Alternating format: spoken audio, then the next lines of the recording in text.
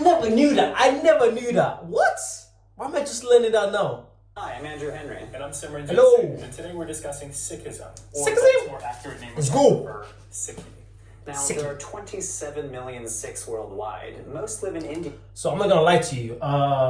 I really don't know anything about Sikhism. I've only started learning more about Sikhism and Hinduism. So I want to go deep into it. So yeah, I'm literally a dummy, and I don't want to say anything offensive to people. So it's good to learn more about people's culture and religions. So let's go. India, but there are significant populations in the United Kingdom and in the United States. However, many people don't know all that much about the Sikhs.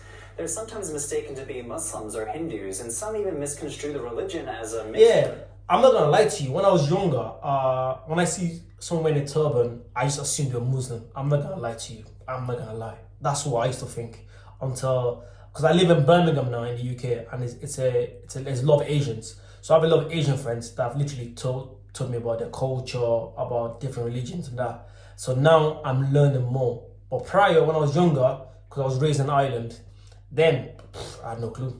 But it's good to learn more, you know what I mean? Sorry, let's go. Of these two religions. But Sikhi is its own unique religion with its own sacred texts, founder, and identity. Now, we can't cover the entire religion in just 10 minutes. So today we're going to focus on its core beliefs and practices, which help illustrate the immense diversity of its practitioners, how the religion has developed over the past 500 years, and how Sikhs are contributing members of their societies all over the world. Sikhi originates from the Punjab region of South Asia, which spans from modern-day Pakistan to northern India. It was here in 1469 that the founder of Sikhi, Guru Nanak, was born. And So Guru Nanak. Oh, that's the. I've always heard the word guru when it comes to Sikhism. Sikhi, yeah. So that's where it's come from, Guru Nanak. Okay. Comment below if what they're saying is true or not. Do you know what I mean? Let me know. His lifetime coincided with the establishment of the Mughal Empire, a Muslim-led dynasty that ruled over much of South Asia from the 16th to the 19th centuries. The early years of Sikhi are therefore shaped by growing in a religiously diverse region alongside a Hindu majority population living side by side with Muslims. According to Sikh tradition, Again, sorry. So I'm guessing the Sikhs are a small minority in India, and it's more Hindus and Muslims, I think. That's what I'm getting so far. Guru Nanak had a mystical experience around the age of 30. While bathing in a local river, he suddenly disappeared, and even though his friend thought he had drowned, he emerged from the river 3 days later, telling of an encounter he had with God. This experience set him on the path to become the first guru of the Sikhs, and he traveled far and wide, sharing this new understanding of God, which is embodied in the Mul Mantar, a short hymn composed by the Guru himself. There is one God, the identity of truth, creator of all things and the all-pervading spirit, fearless and without hatred, timeless and formless, beyond birth and death, self-created, known by the grace of the Guru. I like the Sikhs word recite this guru. on a I daily like it. basis, and in a way, this prayer summarizes basic Sikh theology, that there is one God, the creator of the universe, who is sometimes called Akal Murid, the eternal being. According to Guru Nanak, God is so limitless that humans are like fish trying to comprehend the ocean. Now, the word Guru literally means enlightener. And in the Sikh tradition, this Enlightener. title is reserved for Guru Nanak Ah, and his what? I never knew that. I never knew that. What? Why am I just learning that now? Guru means enlightener. Because in the past, when I hear the word guru, I'm thinking of someone that's gonna scam me, or like I don't know, some money guru. That's what I thought. That's what I thought. But it's good to learn. I'm learning now. successors. The 10 Sikh Gurus are credited with fostering and cultivating the Sikh community from its establishment in the 15th century to the death of Guru Gobind Singh, the 10th Sikh Guru, in 1708. Before his death, Guru Gobind Singh passed on the title of Guruship to two authorities for Sikhs to follow, the Guru Granth Sahib and the Guru Khalsa Panth, the community of formally initiated Sikhs. Okay. The Guru Granth Sahib is a collection of hymns and poetry compiled by the Sikh Gurus themselves. The Sikh scripture is unique in that it doesn't contain narratives. It's all music and poetry. The Guru Granth Sahib also differs from other religious texts in that it includes the writings of other religious figures such as Muslims and Hindus. Because of these reasons, it's not really accurate to call the Guru Granth Sahib the Sikh Bible or the Sikh Quran. Yes, it is a collection of sacred scripture, but it is different for Sikhs in that it is seen as the repository of the Guru's wisdom and as the eternal Guru for the Sikh community. This leads us to the topic of religious practice. Remember that religions are not just a collection of beliefs and doctrines, they also include what people do. Let's take the example of the Guru Granth Sahib. Because it's considered to be the Guru, Sikhs show special reverence to the book itself. The scripture is stored on raised platforms in Sikh houses of worship that represent a throne of authority. When reading from the Guru Granth Sahib, an attendant waves a ritual fan which represents how royalty was treated in the past.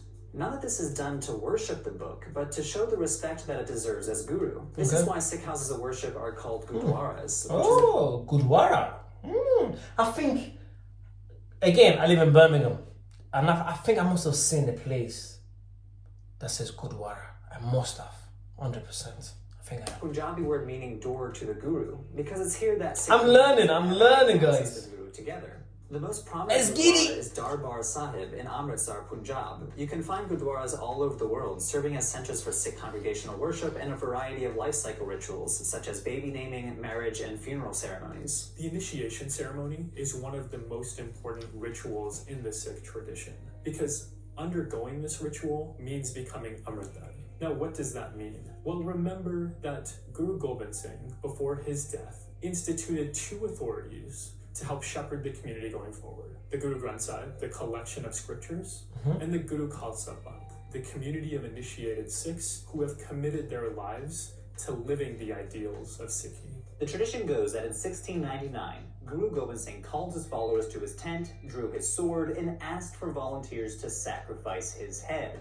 One by one, 5 Sikh men came forward, going into the tent only for Guru Gobind Singh to emerge each time with a bloody sword. However, after all of this, the Guru then emerged with all 5 men completely unharmed. Some traditions say that Guru Gobind Singh secretly hid 5 goats in his tent and slaughtered them instead of the men. And other traditions say that these 5 men survived miraculously. Nevertheless, because of... That's crazy. No way I'm doing that. I think it's just having, when you have faith in something, then you be like, okay, yeah, I believe in it, so it's okay. They must have believed in it, that way nothing's gonna happen to them. So that's why they did it. So it makes sense. Their bravery and devotion. I'm not doing it. These 5 individuals came to be the first members of the new Sikh order, the Khalsa Panth, which was a collection of disciplined individuals who committed their lives to living along the teachings of the Guru. Because he viewed everyone as equally divine and royal, Guru Gobind Singh gave both men and women new royal names that subverted caste and gender distinctions. Women would carry their own lineage, the last name Kaur, and men with the last name Singh. Oh, that's why there's a lot of Singhs. Oh, because like I have so many friends that have Singh as a son. Singh. I have so many friends, so it makes sense now. It makes sense. And Kaur initiated the 5 men by giving them Amrit, a nectar substance that was made of water and sugar mixed with a double-edged sword while singing from the Sikh scripture. To this day in Gurdwaras all over the world, Sikhs continue to administer initiation based off of this first initiation in 1699.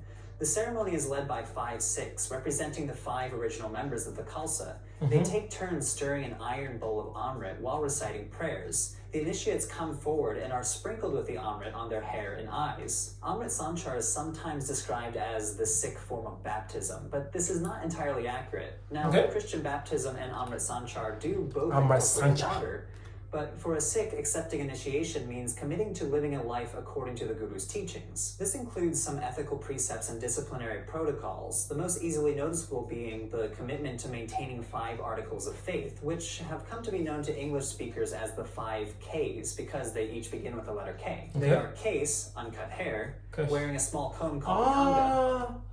That's why they don't cut the hair. Okay. A steel bracelet called a kara, a small knife called the kirpan, and shorts called kachera. That's where the bracelet comes from. The 5Ks through historical Suki, you never told me that. Rooting them in the context of 17th and 18th century Punjabi military garb. For example, some scholars have said that the gada is there to protect the wearer's sword arm. Many today interpret the 5Ks symbolically. So for example, some take the kachara and describe them as a reminder to practice sexual restraint. And some Sikhs explain that the kirpan is not an offensive weapon, but a reminder to always stand up for justice and against oppression. Guru Gobind Singh did not explain why he chose these 5 articles of faith. So any explanations we offer now are purely... Remember the movie Sholay, Gabbar Singh? I like that movie. Favorite movie of all time, by the way. Speculative. What we can say definitively, though, is that for Sikhs, these 5Ks have a deeply personal connection. Perhaps the closest analogy we can give is that of a wedding ring. Can we really explain what a wedding ring means to somebody in just one sentence? It can mean love, it can mean devotion, it can mean commitment. It means different things to different people. True. In the same way, while the 5Ks mean different things to different people, generally Sikhs would agree that these 5 articles of faith are more than just symbols. They represent a deep personal connection between themselves. I feel like I've learned so much. I've learned so much, guys. So much. You know what I mean? So much. YouTube is a crazy place. And they're good. This leads us to an important reminder. Whenever you study any religion, religions are internally diverse. They're not monolithic. A lot of what we said up until now are generalizations about Sikh belief and practice, but just like members of any other religion, Sikhs differ widely on their interpretation of their beliefs and observe their practices differently. For example, not all Sikhs maintain the 5Ks. There are many Sikhs who cut their hair or shave or don't wear turbans at all. And this doesn't make them any less Sikh. The term Sahajvadi is often used to describe those who self-identify as Sikh but don't maintain the visible Sikh identity. Moreover, within the Khalsa itself, there's a variety of groups who differ on aspects of what it means to be Sikh. Some who interpret the 5Ks differently, others, such as the Nanaksar movement, claim that Guru Nanak appeared to their leader in the early 20th century. We don't have time to go through each group individually, but it's important to remember the internal diversity of Sikhi so we don't form a one-dimensional opinion of the religion. While Sikhs are an internally diverse community, there are some experiences that they share collectively. One example of a shared experience is that of racism and prejudice in modern America. Studies show that most Americans do not know who Sikhs are, and that Sikhs are experiencing increasing discrimination. That's crazy. That's absolutely mad. It's the fact that what you wear makes a lot of difference to people. Do you know what I mean? People see you differently because of the way you're dressed. That's mad. When you think that's actually crazy. But yeah, hopefully things change. Let's see, it's almost finished. Because of their unique religious identity. Anti-Sikh discrimination takes various forms, from workplace discrimination and racial profiling to school bullying. The first casualty of a hate crime after 9/11 was Balbir Singh Surdi, a Sikh American in Mesa, Arizona. His attacker, Frank Roque, spewed anti-Muslim hate speech before and after the murder, which helped illustrate how Sikhs fall within the racialized category of the apparent Muslim, a new racial category that accounts for anybody who is perceived to be Muslim based on how they look. In 2012, a white supremacist named Wade Michael Page entered a gurdwara in Oak Creek, Wisconsin, and opened fire on the congregation, killing 6 and injuring several others. The Sikh community responded to this massacre by opening up their doors to the local community, serving all the reporters and officials who came to help in the aftermath of the massacre. The Sikhs who participated in these efforts... Imagine,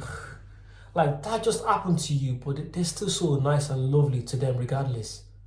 You know, they don't show 8 with 8. Do you know what I mean?